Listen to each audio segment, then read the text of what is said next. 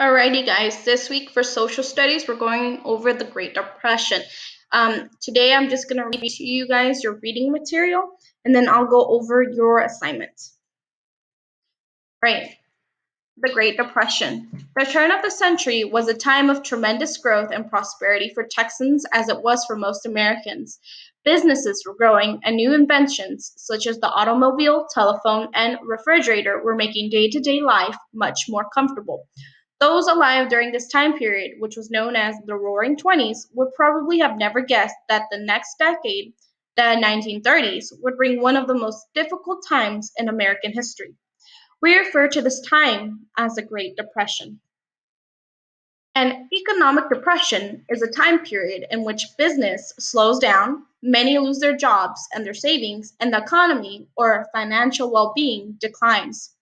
Even today, people that study history, historians, and people that study issues that relate to money, economists, still debate about exactly what caused the Great Depression.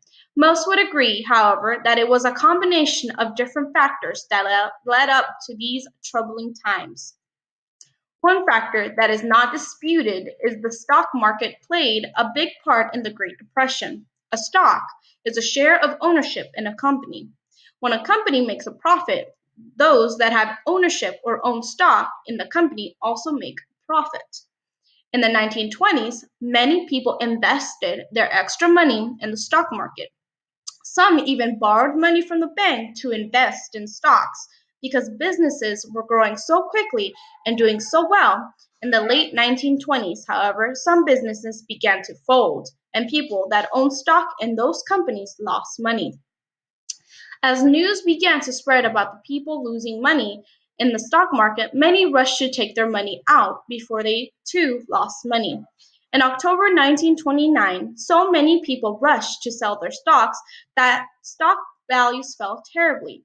For many people, the money they got back when they sold their shares was worth even less than what they had paid for them in the first place.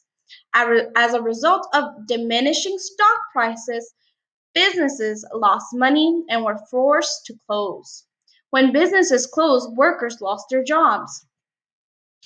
Banks also suffered during this time because people could not repay the money they had borrowed to buy the stocks. Banks could no longer do business unless loans were repaid.